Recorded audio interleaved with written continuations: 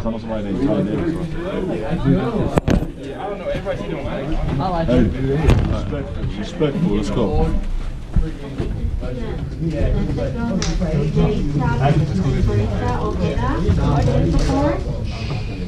Vanessa Gomez, Jade Chavez, and Carissa Ojeda. To the student support office, please.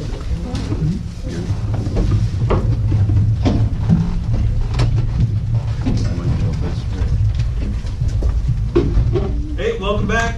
I've been missing the crowd. It's been 2 weeks. I've been writing notes, going crazy, thinking about you guys all the time, talking to my friends. Again, you guys, first step, you showed up. That's the most important thing you can do. You're here. So, jumping right into it, everybody knows where we're at, what the program is about. And I want to start taking some action. I want to start writing stuff down. This week, you're going to have homework, stuff to start thinking about. We need to put words to it. Who thinks they can do the most burpees in here? I won't ask you to do them, but who thinks they can? John, how many think you can do, man? Just throw me a number, all right?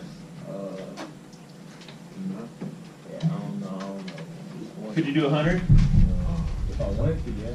Okay, if you wanted to do 100 burpees, you could probably get it done, right? And burpees are hard. I hate doing burpees. I'm a big man. It takes a lot to get this body off the ground. 100 burpees. I might be able to do 100 burpees over the span of a day. Superintendent. Right? Marquis Smith. Who's the person most important in your life, John? Person. Mama. Mom? Your mom. And that's fair enough. A lot of us are that way. If your mom was sick, was hurt, and the doctor came to you and said, John, every burpee you do, Mom gets another hour. How many could you do? Unlimited? Unlimited, right? You go from 100 burpees to, I can do thousands if I had to. And not just that, if we're talking tribe, right? We're talking team and leadership. You and I are pretty tight. I'm getting to know you now. And if you came to me and said, Mr. A, I'm getting tired. Right? What's the hardest part about a burpee? Getting up. And I can fall down all day long. Hardest part about burpees is getting up. John's getting tired and he's running out of those hours that he's given for Mom. And what am I going to do? I'm going to walk over, I'm going to grab him by his scruff, and I'm going to pick him up. And he's going to go down again, and I'm going to pick him up again. Right? Because that's what a tribe does. And more than just that, when he finally gives out, can't do another one, hey, scoot over, right? Let me get in here. I can do something for you, brother. Until somebody else steps up and goes, hey, we got to start picking up Coach. And Coach runs out, and all of a sudden... Okay, so when I talk about tribe, I talk about one of the things that's important to getting to the next level, to being elite, creating teams and stuff like that, is we got to be here for something bigger than ourselves. If I'm doing burpees for me, I'm going to do 100 and I'm going to quit because I hate doing them. If I'm doing them for somebody else, if I'm doing them for John, I'm going to keep going. And I'm going to keep going. And I'm going to keep going. And hopefully, somebody else is going to step in. Right? And then we talk about burpees, and burpees are a physical thing. And getting up every time is hard. And there's burpees in our life that aren't physical. And for some of you, it's waking up in the morning every day. I got to get up out of bed. 100 times, 200 times, 300 times. How many times are you going to get up out of bed and show up? What are you guys doing, like 5:30 in the morning now? Yep. Basketball just finished their season. And great job, by the way. You guys got it. Got the MRL. We always like that. Thank you. They just finished their season, and they're already back in the gym, 5:30 every morning. That's the first step. That's getting up. Right? It could be, bigger issues could be our burpees, right? How many of you have drugs consistently in your lives or around your person? Right? And that burpee may be, it's not who I'm about. It's not what I want to be. It could be your grades. It could be getting a job. It could be helping your family. Right? The thing about this tribe that we want to create is that when one of us is going through that burpee, as leaders, and we see them falling and they need help getting up, somebody steps up and picks them up. Somebody steps in and does them for them. Can I say one thing? Yes, please, Coach. Hey, I'm gonna jump in on this real quick, kind of side this. Hey, again, you got basketball players here, and I know there's different sports. Guy says they want a title, and we give a hand. There's one of the biggest problems around here too is everybody's divided on what sports what. We're all student athletes. We're all student athletes and that. So when we do this again, especially football guys up here, congratulate them the correct way for them winning a league title. Can we get an applause? It's no different. If I looked over and I said, Pee Wee had a 4.0, or this guy has a 4.0, or he's doing the right things academically, that's how we should be. When he talks to tribe with your sport, but tribe is an athletic program also. That's something we don't have here at this school. You've been over there, you've seen the difference away from things. That's where we got to get to where everybody's proud of everybody here. Yes, sir. You guys understand that? Have something to be proud of when you walk around with this on. So I tell you this may have a football logo, but if I was somewhere and they were talking shit about basketball or something like that, I would have everybody's back here. They were saying something about him, something like him, hey, that's family to me. That's a tribe. Should be everybody proud of everything that's accomplished here. They come forward to the front office. And I'll go even further with To the Coach. front office, please. Upper levels to lower levels. I've heard a lot of young underclassmen talking about, oh, varsity sucks when I get up there, this, that, the other thing. Right? I've heard upperclassmen hazing the young guys. Oh, they're not going to be able to bring it the way we did.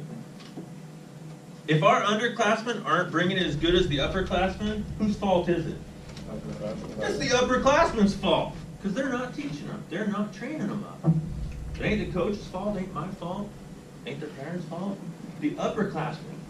If you're a tribe, you're bringing those kids up and you're jumping on the chance to do it and you're congratulating them and you're happy for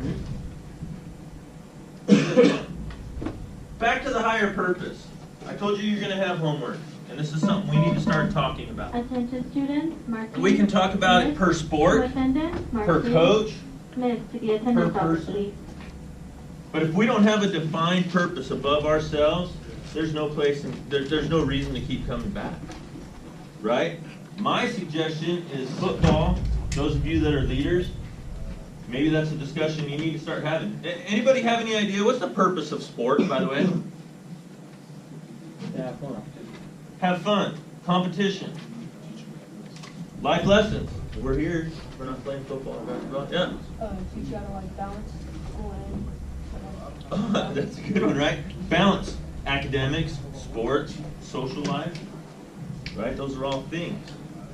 I think competition is one of the most incredible things in the world. But for me, high school sports, the purpose is more than just wins and losses. Right? We're helping to develop young people into strong, physically athletic people. We're teaching them how to communicate, giving them life skills. Who knows? Maybe helping them go on to further their education, right? As a result, but not necessarily a reason or a purpose. I don't play high school sports so I can go to college, right? I play high school sports to be good and to develop. And if I do that enough, and I do it really well, I'm going to get to continue to play at the next level. Right? So that higher purpose above ourselves is a big deal. Your homework this week is going to be one thing. What is your purpose behind sport? And I'm going to start asking you to share it out amongst your teammates, amongst your friends, with your coaches. Right? Because tribe, one of the big things about tribe is accountability. Right? I can say that I'm going to go climb Mount Everest all day long. Yeah, look at me. Right? Until my brother, Kleber, goes, hey, you said you were going to climb Everest. What are you doing to get closer to that goal?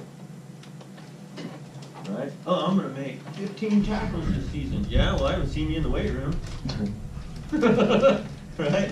Oh, next year we're going to get a state title. And I haven't seen you in the gym at 5:30 in the morning. Right? It's easy to talk. We need to start making this actionable.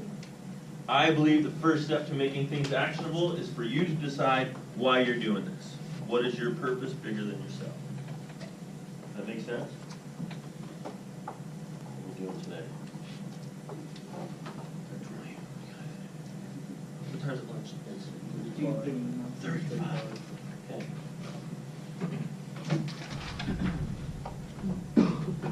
I believe I got you done early today.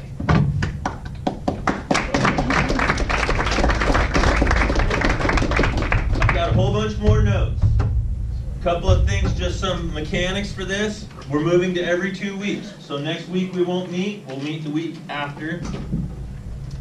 Right now we're still fitting coach's room soon. I'm hoping P16 becomes our spot. Coach said they're doing a football remind. I'm going to get that list, and I'm trying to include basketball, baseball, track, whoever else wants to be involved, so that we get one remind going and I can shoot out some stuff to you. Okay? The only other thing I would ask that you do, go on YouTube a couple minutes a day. Find something solid. Athletic leadership, motivation, physical training, skills, I don't care what it is. Because again, we need to start sharing our resources. Okay? Any questions for me today? Hey, thank you guys for coming. Hey, Thank all you you. football guys, meeting next Thursday, football 2, I'll have schedules, and then we'll get that remind signed up. Schedules, remind, and then we're out of there. Hurry up, let's go get your lunch. Make sure you're in the weight room ready to lift. Freshman guys.